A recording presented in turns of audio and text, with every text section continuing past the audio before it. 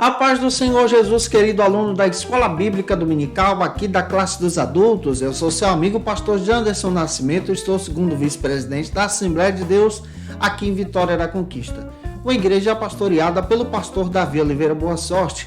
E hoje, pessoal, para a glória de Deus, navegando nesse terceiro trimestre, chegamos na lição de número 9, onde vamos estudar sobre o reinado de Joás, conhecendo mais o perfil desse rei da Bíblia.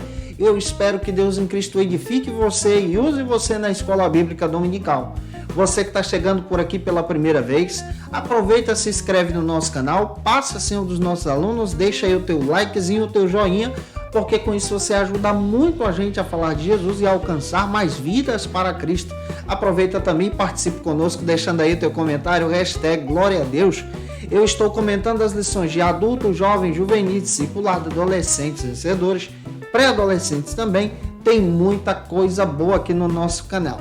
E é claro que se você desejar poupar o teu tempo, tá? Organizar a tua vida, nós já preparamos tudo isso para você aqui na Escola Bíblica. Se você desejar o meu material, os nossos slides, os nossos esboços para poder poupar o teu tempo preparando a tua aula da Escola Bíblica Dominical, você pode ter acesso a tudo isso se tornando um dos nossos assinantes no Facilita EBD. A nossa assinatura é trimestral e nessa assinatura você pode recorrer a esses recursos, tendo também diversos workshops disponíveis para poder te abençoar para a glória de Deus. Então eu espero que Deus em Cristo edifique você. Vamos deixar de conversa e vamos para a aula de hoje em nome de Jesus.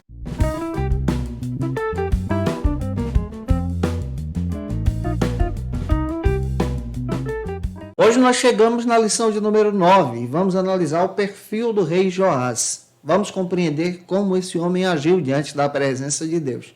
Para iniciarmos bem a nossa aula de hoje, precisamos iniciá-la a partir das propostas bíblicas que a lição oferece para a gente. É importante você apresentar o texto áureo da lição, que está em Provérbios, capítulo 3, versículo 3 e 4, e também a verdade prática. Faça essa leitura com os teus alunos.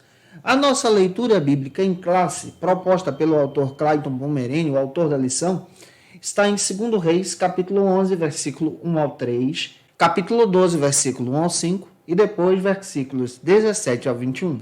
Eu espero que você seja um instrumento de Deus nessa lição.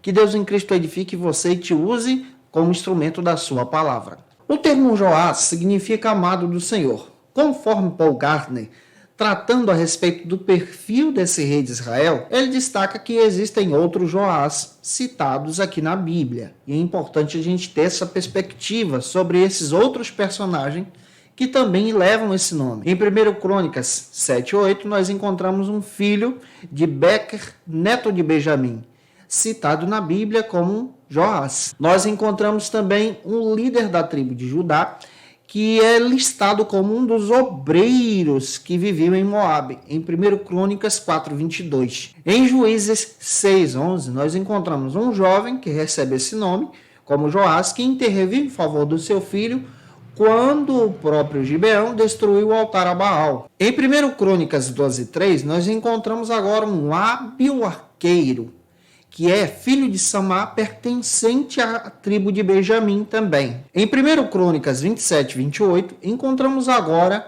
um homem responsável pela guarda do azeite no templo, que serviu nos dias de Davi, que também recebe esse nome de Joás na Bíblia. E em 2 Reis, capítulo 11, versículo 2, nós encontramos agora o personagem que nós vamos analisar, o rei Joás. Esse Joás é esse personagem que aparece aqui na Bíblia, que nós vamos descrever o perfil dele hoje em sala de aula. Quando nós olhamos para o perfil de Joás, nós precisamos compreender também a proposta do autor Warren Wiersbe, que comenta em seu comentário, descrevendo que Joás aqui, esse rei que aparece dentro da Bíblia, está vivendo um cenário de transição política internacional. Outro detalhe que nós descobrimos aqui, que o seu pai, o rei Acasias, foi assassinado pelo rei Jeú. E esse detalhe bíblico é muito importante e a citação dele está descrita em 2 Reis, capítulo 9, versículo 27 e 28. Atália, sua avó, é citada aqui na Bíblia como a descendente de Jezabel e Acabe. E essa Atália é perigosa. A Bíblia chega a dizer que ela tenta matar todos os descendentes de Davi. E nós precisamos abrir o nosso olhar para isso. Atalha, citada aqui na Bíblia, segue o mesmo viés de Jezabel. Essa Atalha tenta matar o próprio Joás aqui. Essa Atalha aparece no cenário bíblico porque ela se casa com o filho de Josafá, Jorão, citado na Bíblia. Após a morte do seu filho Acasias, ela então toma o reino para si, como rainha-mãe. Outro detalhe que nós vamos descobrir também analisando essa lição. Essa mulher, se tornando agora uma regente em Judá, uma regente política, volta a estabelecer agora em Judá a mesma prática idólatra que estava sendo realizada lá em Israel, em Samaria, a partir do reinado da sua mãe Jezabel. Ela estabelece em Judá o culto a Baal, a idolatria. Ela também tentou realizar uma grande atrocidade. Em forma de vingança e perseguição aos descendentes de Davi, ela agora manda matar todos os descendentes da linhagem real da casa de Davi. Somente Joás é livre por promessa de Deus e cuidado de Deus. Clayton Pomerene chega a dizer que Joás ele enfrenta grandes desafios, porque Atalha, sua avó aqui citada na Bíblia, mãe de Acasias, mãe de seu pai, chega a tentar matá-lo, chega a tentar tirar a sua vida e tomar posse agora do reino de Judá, pois Acasias reinou apenas durante 1 ano. E após sua morte, Atalha então usurpa o reino para si e fica como corregente em Judá durante o período de 6 anos históricos aqui. 6 anos negros na história de Jerusalém. Todavia, é importante a gente ter em mente que o texto bíblico deixa muito claro para a gente, pastor Clayton entra em concordância com isso, que Atalha não é citada na Bíblia como rainha de Jerusalém.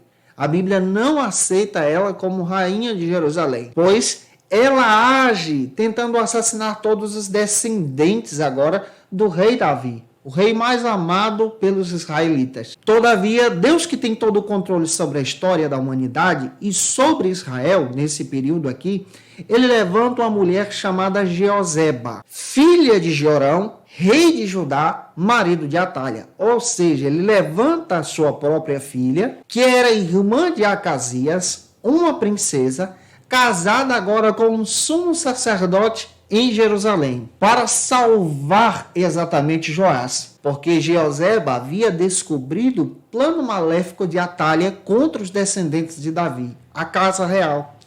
E ela agora age junto com seu marido e preserva a vida do garoto em segredo. O sumo sacerdote Joiada, marido de Jeozeba, então toma essa atitude também, de agir em favor do rei, do descendente da casa real de Davi, preservando Joás em segredo durante o período de 6 anos. E quando Joás, então, completa 7 anos, o próprio Joiada destaca esse plano maravilhoso, revelado pelo Senhor a ele, de coroar, com o apoio agora das lideranças de Judá, que rejeitavam Atalha, o próprio Joás, com 7 anos, como rei de Judá, na capital Jerusalém. Aqui também se destaca um grande plano de Deus. Eu espero contribuir com você na aula de hoje, tentando traçar todos os detalhes sobre essa passagem bíblica.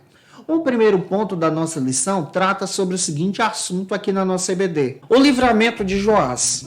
Olhar para a vida de Joás nesse primeiro ponto é compreender a poderosa mão de Deus sobre ele, com o seu plano de salvação.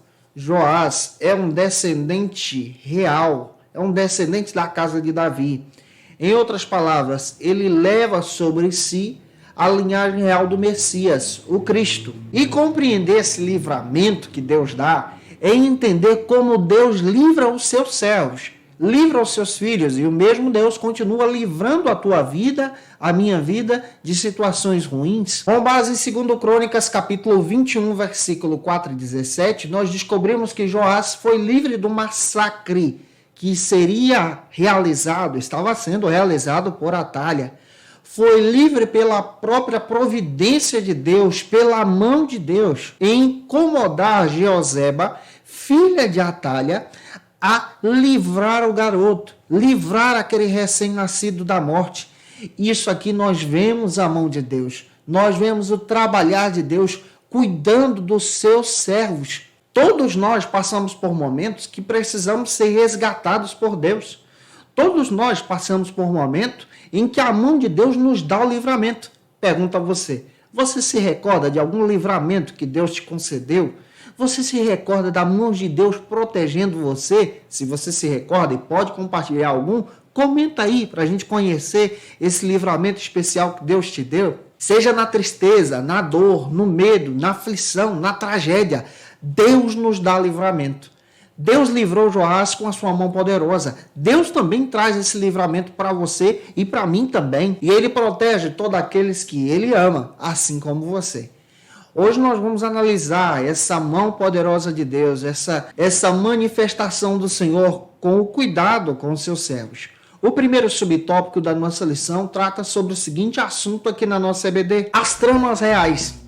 Pastor Clayton Pomerene, que é o autor da lição, comenta a respeito dessas tramas reais no período de Atália, que ela se torna corregente aqui em Judá. Usurpa o reino durante o período de 6 anos. Quando nós olhamos para a casa real de Israel, que foi guiada por Jezabel e Acabe, nós encontramos diversos processos políticos idólatras naquele período de reinado que desagradou a Deus, onde Deus levantou diversos profetas para denunciar aqueles pecados. Agora, quando nós olhamos para Judá, onde nós estamos nos situando aqui, biblicamente falando, nós encontramos Atália, que exerce esse mesmo papel de sua mãe Jezabel em Jerusalém, em um trama real para poder governar o reino de Judá. Atália, filha de Acabe, com Jezabel, casou-se com o filho de Josafá, conhecido como Jorão, que nesse período era rei em Judá. Atália, mãe de Acasias, quando soube da morte do seu filho Acasias por Jeú, toma então o reino para si. Ela pega o controle do reino, como está escrito a partir da morte do seu filho em 2 Reis, capítulo 9, versículo 24. Pois todos os filhos e descendentes de Acabe com Jezabel seriam mortos, com o cumprimento da profecia. Isso está registrado em 2 Reis, capítulo 10, versículo 10. Atália é essa última descendente que surge aqui. Warren Ebsen chega a comentar, lendo a partir de 2 Reis, capítulo 11, versículos 2 ao 12, o seguinte assunto: que Atália, essa rainha perversa, tomando o reino para si, mandou matar todos os descendentes de Davi, todos os descendentes da casa real. Todavia, Davi, ele é o remanescente fiel da casa de Judá. E esse remanescente fiel tem uma promessa de Deus sobre ele. E essa retaliação de Atália contra os filhos da casa de Davi foi porque os descendentes de Davi perseguiram todos aqueles que seguiam a linha de pensamento Acabe e Jezabel. E a Atália segue essa mesma linha. E em contrapartida, ela age de modo voraz contra os descendentes de Davi. E aqui nós entendemos que pagar o mal com o mal é diabólico. Todavia, pagar o mal com o bem é divino. É o prazer do perdão. Pagar o mal com o mal é uma ação humana. E essa ação humana diabólica está sendo estabelecida por Atália, agindo em conflito. Em boa parte do mundo nós encontramos conflitos que são realizados por esse espírito de vingança, de pagar o mal com o mal, de agir em vingança contra o outro. Todavia, nós levantamos um questionamento aqui: aonde está Deus nesse período histórico? Que a linhagem do Messias está sendo ameaçada aqui. Como Deus está vendo isso? Deus está agindo em silêncio. Deus está entrando em ação, levantando os seus servos, levantando a própria filha de Atália, Jeozeba, para ser um instrumento na sua mão para preservar a vida de Joás. Deus levantou uma mulher piedosa em uma casa idólatra. Essa mulher piedosa é casada com um sumo sacerdote Joiada. E é interessante como aqui Deus age de forma espetacular, arquitetando o plano da salvação para o próprio Joás. Deus, ele continua trabalhando em nosso favor, sabia? Existem situações ruins que acontecem em nossa volta, e olhar para essa passagem bíblica e entender todas essas situações ruins que estão acontecendo à volta de Joás, ainda um recém-nascido.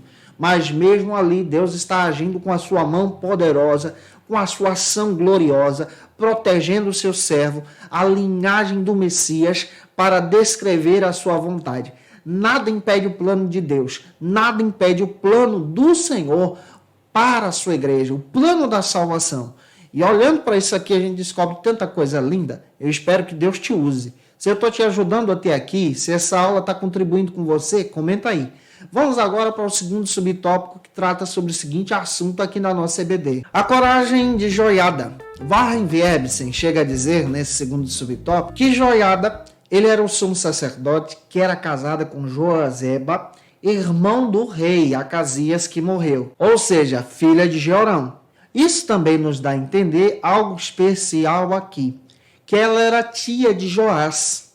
Dentro da Bíblia, nós vemos a mão de Deus usando essa mulher e usando também o sumo sacerdote, que tem uma coragem inabalável aqui. E esse fato de encontrar essa mulher, Jeosé, uma mulher tão piedosa, casada com um sumo sacerdote, saindo daquela família idólatra, é um verdadeiro milagre. Aqui nós entendemos outra aplicação.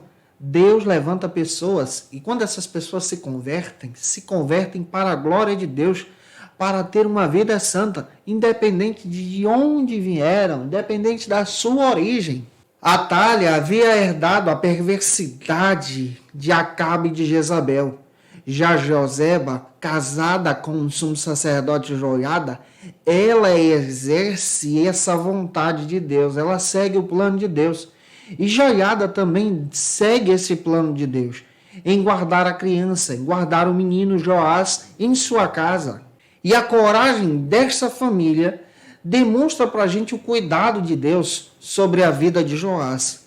Como Deus está procurando pessoas corajosas, que têm sim coragem de enfrentar os desafios, para proteger os servos de Deus, para guiar os servos de Deus, para ajudar os servos de Deus, como estavam ajudando aqui Joás. Olhar para essa lição é descobrir a riqueza do cuidado de Deus, é levantar os seus servos em situações específicas, para missões específicas.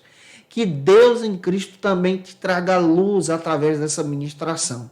Vamos avançar agora para o terceiro subtópico, que trata sobre o seguinte assunto aqui na nossa EBD.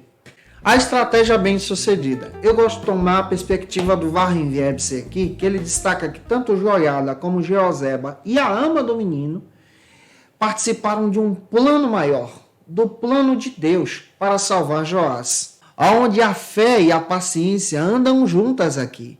Também descobrimos, à luz da Bíblia, outra situação interessantíssima sobre essas estratégias, que pela providência bondosa do Senhor, e esse Deus age em providência, ele levanta 3 pessoas como 3 instrumentos em sua mão para guiar o rapaz no seu caminho, na sua vontade e no seu querer. E Joás cresceu no meio da comunidade.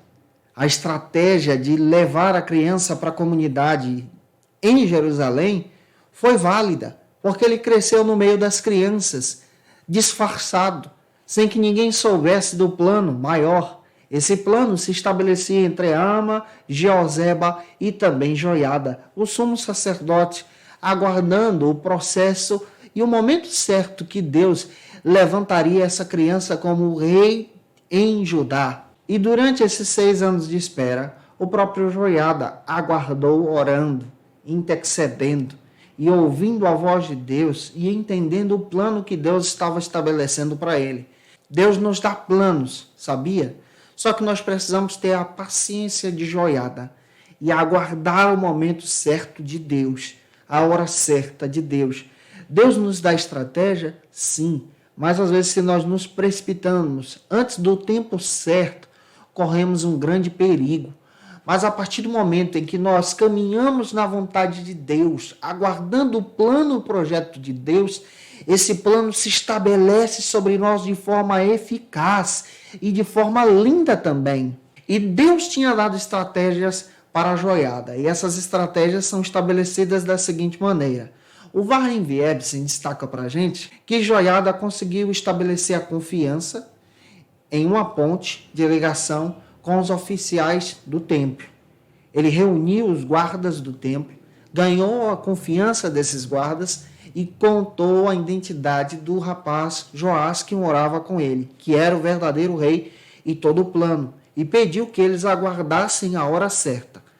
Outra descrição sobre a estratégia que Deus tinha dado para ele é que ele leva agora para os campos mais remotos de Judá, para os chefes dos clãs, essa mesma informação em segredo, aguardando o momento certo para o garoto ser levantado como rei mais uma vez. E num dia de sábado, em uma festa de adoração ao Senhor, com todos os líderes de Judá presentes em Jerusalém, então o plano foi estabelecido. Joiada tomou a palavra e apresentou o rei, coroando então Joás como rei de Israel e retirando agora a talha do trono, como está escrito em 1 Reis capítulo 1, colocando sobre a cabeça do menino a coroa real.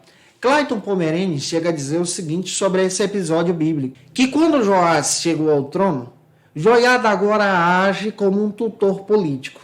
E durante o período do reinado de Joás, Joiada agora começa a influenciar Joás em realizar diversas reformas políticas, reformas religiosas, um período de avivamento e adoração ao Senhor em Jerusalém, retirando então todo o culto a Baal, todo tipo de idolatria e sincretismo religioso que estavam presentes na cidade santa, reorganizando então o trabalho dos levitas, a adoração ao Senhor e retirando da cidade tudo aquilo que não agradava a Deus.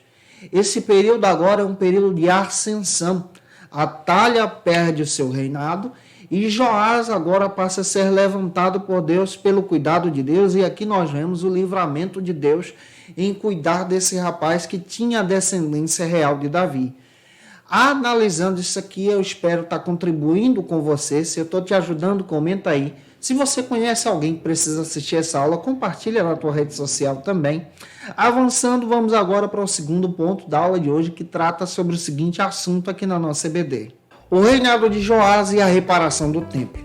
Nesse segundo ponto, nós vamos entender como esse reinado se tornou um reinado próspero pela influência de Joiada, o seu pastor, o seu líder que estava guiando ele ao caminho da fé. Warren Wiersbe chega a comentar o seguinte a respeito desse período do reinado de Joás, que Deus permitiu que Joiada protegesse o rei, com o propósito de reavivar agora Jerusalém, aonde então acontecem alguns episódios bíblicos, como a execução de Atalha, em 2 Reis, capítulo 11, versículo 13 ao 16, a consagração do povo agora a Deus, o povo agora passa a se consagrar para o Senhor, em 2 Reis 11, 17, também a eliminação do culto a Baal, isso é retirado de Jerusalém, em 2 Reis, capítulo 11, versículo 18 ao 21, e a essa restauração da dinastia davídica que estava quase perdida.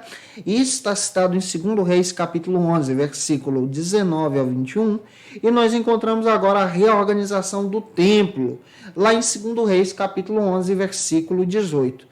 A partir de agora, nós vamos ver uma série de reformas políticas em Jerusalém. Analisando isso aqui de forma mais profunda, vamos para o primeiro subtópico que trata sobre o seguinte assunto aqui na nossa EBD. A arrecadação para reparar o templo. Essa arrecadação é a arrecadação de ofertas, uma influência que Joiada trabalha para trazer então os recursos para a reparação do templo em Jerusalém. O sumo sacerdote Joiada agora entra em ação como o tutor de Joás, pelo fato de Joás ainda ser criança e não poder tomar as atitudes legais para o reino. Ele então, como um tutor espiritual, ele começa a guiar Joás para o caminho do Senhor. E durante o seu reinado, houve então essa restauração do templo de Salomão, houve esse cuidado do culto a Deus, houve esse renovar da aliança. O seu reinado durou aí 40 anos, que é o reinado de Joás. Ao que parece que Joás foi um bom aluno aqui do próprio Joiada. Joiada, então, orientava e Joás tomava a decisão. Clayton Pomerene chega a comentar o seguinte a respeito desse período aqui. Com base em 2 Reis 12, 10, que o próprio Joás incentivou os sacerdotes, os levitas, a arrecadarem recursos para restaurar o templo, a casa de Deus. E o povo contribuiu com liberdade, com alegria, para renovar então o templo do Senhor. E essa reforma demorou muitos anos, mas essa reforma aconteceu para a glória de Deus, pela influência de Joás e Joiada, o seu tutor espiritual aqui. Outro detalhe que nós descobrimos à luz da Bíblia é que a obra de Joás é uma atitude fervorosa em buscar a presença de Deus. Andréa Chances, comentando a respeito dessas atitudes fervorosas, ela destaca o seguinte, que existem atitudes que são contrárias à busca do fervor espiritual. Por exemplo, quando você precisa descobrir que você precisa buscar o fervor espiritual para si, e isso você pode levantar em sala de aula. Quando você identifica que você já não tem mais objetivos espirituais, então está na hora de buscar o fervor. Quando você também não tem um planejamento para uma vida espiritual com Deus, está na hora de buscar o fervor. Quando você também procrastina as atividades espirituais, não quer realizar essas atividades, está na hora também de você buscar o Senhor. Também quando você coloca a culpa do teu fracasso em alguém, isso também descreve a realidade da tua necessidade de fervor espiritual. Também quando você reclama muito e nunca age, está na hora de você buscar o fervor espiritual. Olhar para essa passagem bíblica também é descobrir que nós precisamos colocar Deus em primeiro lugar na nossa vida. Colocar Deus, o seu ministério, aquilo que Deus prometeu para você, em primeiro lugar, para que você então possa servir ao Senhor de todo o teu coração. Olhar para essa passagem bíblica e entender a necessidade da busca espiritual sobre o que Deus tem preparado para você. Joiada está ensinando isso para Joás. E isso é descrito na Bíblia de forma clara aqui. Avançando, espero estar contribuindo com você. Vamos para o segundo subtópico que trata sobre o seguinte assunto aqui na nossa EBD. A fidelidade dos tesoureiros. Nesse segundo subtópico, nós vamos encontrar esses homens que são fiéis na contabilidade dos recursos para a restauração do templo. Nessa arrecadação citada em 2 Reis, capítulo 12, versículo 15. Esses homens se dedicam em servir a Deus em fidelidade. A fidelidade dos tesoureiros envolve a sua prática de honestidade diante de Deus e diante do povo. Hoje em dia, fica cada vez mais difícil encontrarmos pessoas que têm essa prática de honestidade, que servem a Deus e servem também nas suas contabilidades, naquilo que realiza diante das pessoas. Pois aquele que é honesto não aceita a desonestidade. Aquele que é honesto cumpre exatamente a vontade de Deus. Aquele que é honesto não procura ganhar aquilo que é do outro de forma corrupta, mas ele procura honrar o Senhor com os recursos que tem. Clayton Pomerene comenta o seguinte a respeito desse assunto, que a Bíblia incentiva a honestidade da seguinte maneira, com base em Provérbios capítulo 3, versículo 3 e 4. A honestidade ela é descrita pela Bíblia como um exemplo a ser seguido.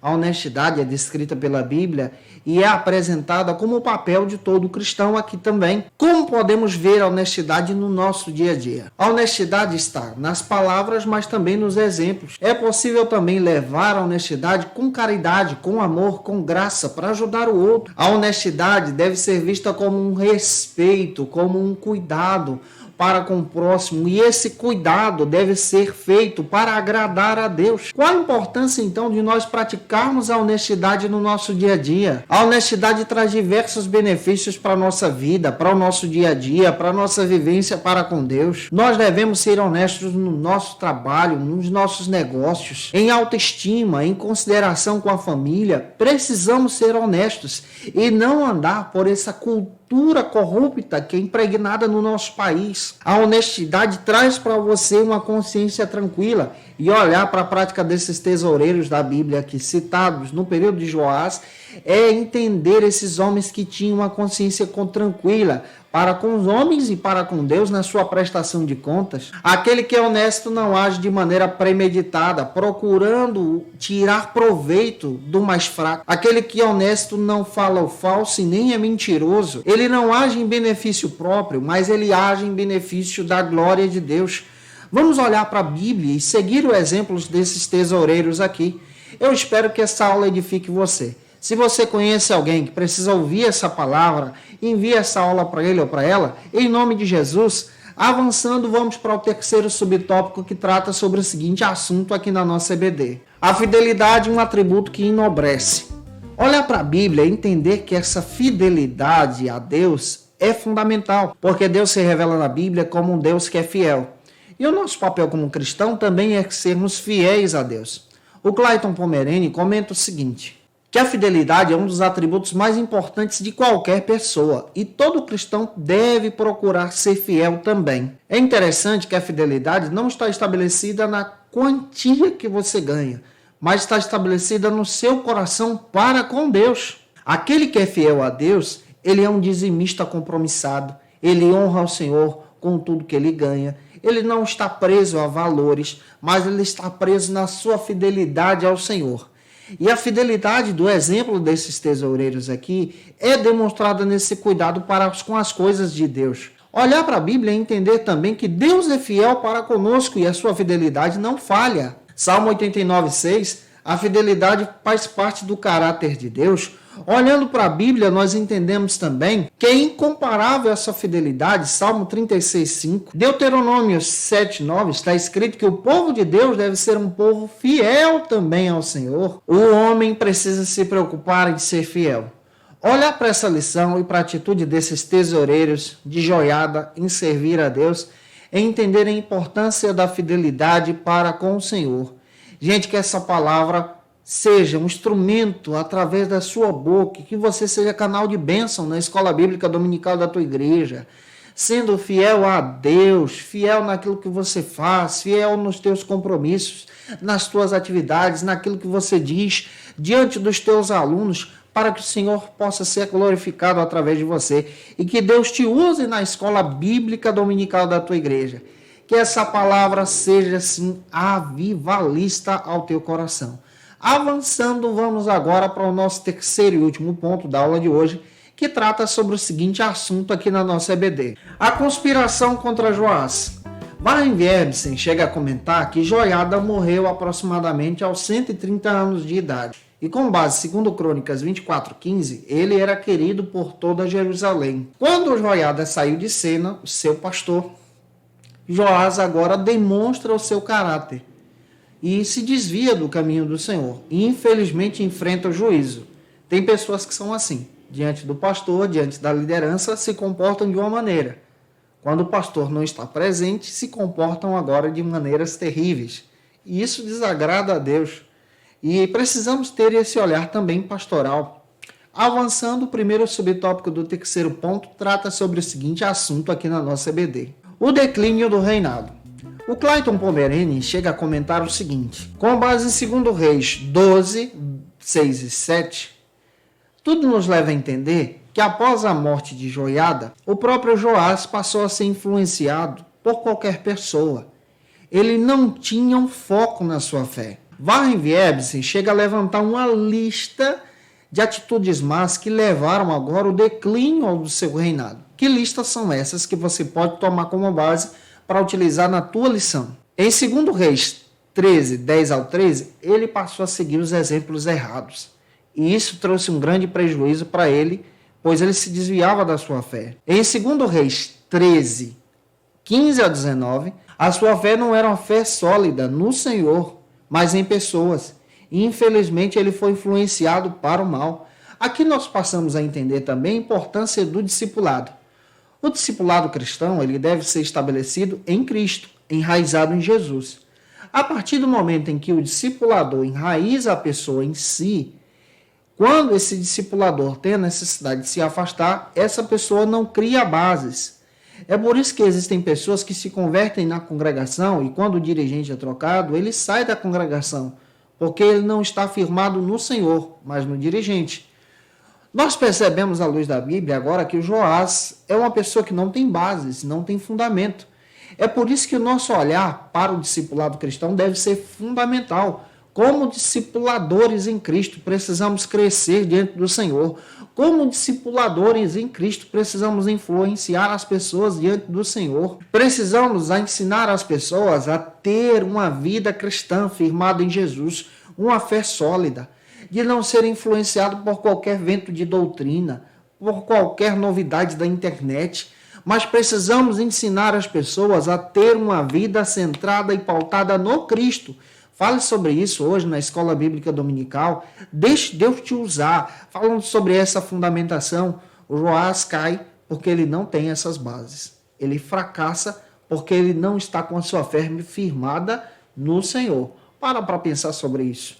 Analisando e avançando, vamos agora para o último subtópico da aula de hoje, que é o segundo, que trata sobre o seguinte assunto aqui na nossa EBD: a conspiração e a morte no reino.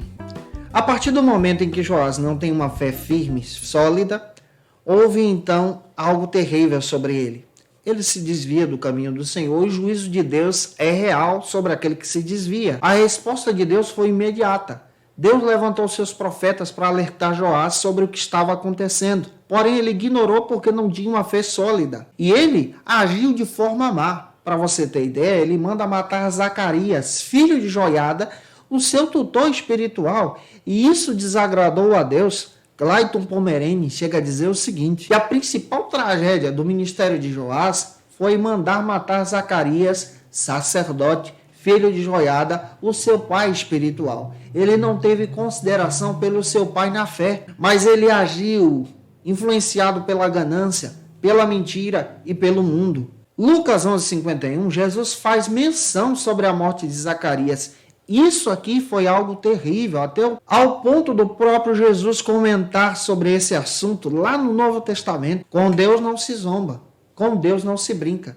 Ele tocou no ungido do Senhor. E olhando para a Bíblia, nós entendemos muito bem que Joás perde todas as bênçãos por causa da sua atitude má, do seu pecado em desprezar o Senhor, e infelizmente ele morre pelos próprios líderes de Jerusalém, como está escrito em 2 Crônicas 24, 19 a 25. Gente, vamos refletir sobre isso. Refletir sobre a importância de termos uma vida firmada em Jesus, firmada no Senhor, para não fracassarmos na nossa fé, para não perdermos o foco no caminho. Que essa palavra te ajude, tá? Um beijo no teu coração. E como estou fazendo em todas as aulas, se eu ajudei você, por favor, deixa aí teu comentário. Tira uma foto também, marca a gente no Instagram, segue a gente lá, segue nas nossas redes sociais, vou ficar feliz se você fizer isso. Se você conhece alguém que precisa assistir essa aula, manda esse vídeo para ele ou para ela, para que essa pessoa seja edificada por Jesus. E claro, como estou fazendo em todas as nossas aulas, eu quero te trazer algumas dicas de leitura para te ajudar a crescer em Cristo, estudando ainda mais sobre esses assuntos aqui nesse trimestre. Como dica de leitura, tomei como base o texto do pastor Clayton Pomerene. Vale a pena você ter esse material em mãos. Esse texto está disponível no site da CPAD, você pode adquirir, corre aí, compra o seu, tá? Também tomamos como base o comentário bíblico do Warren Wiepp sobre os livros históricos, estudando sobre esse período histórico aqui. Também tomamos como base o texto Foco e Desenvolvimento do Carlos Oswaldo Pinto, que traz uma ajuda muito boa para quem gosta de estudar essa linha temporal no Antigo Testamento. E tomamos como base o texto do pastor Paul Garner, Quem é Quem na Bíblia Sagrada. Gente boa, eu te aguardo por aqui na próxima aula, lição de número 10, onde nós vamos estudar sobre o cativeiro de Israel, Reino do Norte, tá? Um beijo no teu coração e até a próxima aula, se o nosso Deus quiser. Conheça o Facilita EBD. Acesse já facilitaebd.com.br. Uma plataforma exclusiva para você que deseja aprimorar e dinamizar as suas aulas da escola dominical. No Facilita EBD você encontra subsídios bíblicos e teológicos para dinamizar as suas ministrações na escola dominical, cursos bíblicos para aprimorar e te ajudar na sua leitura completa da Bíblia, treinamento dinâmico para professores e líderes da escola dominical. Tá esperando o quê para ser um dos nossos alunos? Vem pro Facilita EBD e torne-se um dos nossos assinantes. Acesse já facilitaebd.com.br.